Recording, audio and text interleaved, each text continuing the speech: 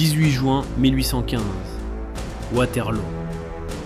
Nathan Rothschild vend tout ce qu'il possède en bourse. Les investisseurs paniquent, ils croient à une défaite anglaise.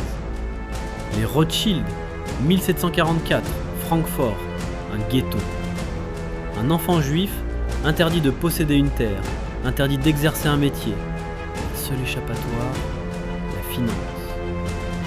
60 ans plus tard, la famille contrôle les banques de 5 capitales européennes. Et Nathan, à Londres, est l'homme le plus informé du monde. Son réseau de messagers est plus rapide que le gouvernement britannique. Quand ses espions confirment la probable défaite de Napoléon, il joue le tout pour le tout. Il vend. Les cours s'effondrent. Il rachète tout au plus bas. Quand Wellington est confirmé vainqueur, les marchés explosent. Profite l'équivalent de 600 millions d'euros en une seule journée. Et si ces messagers s'étaient trompés? Et si Napoléon avait gagné à Waterloo? Nathan a déjà tout vendu. Il rachète sur un marché en chute libre, qui continue de chuter. La perte est totale. La branche londonienne s'effondre.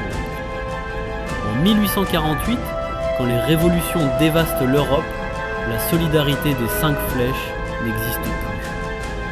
La même mécanique qui les a rendus les plus puissants du monde les aurait ruinés en une journée.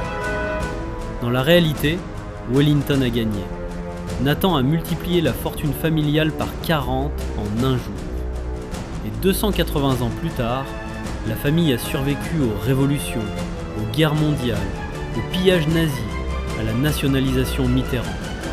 Leur fortune, impossible à calculer.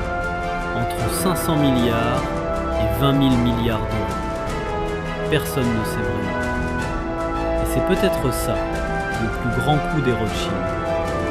Même l'histoire de Waterloo est peut-être un mythe qu'ils ont laissé se propager.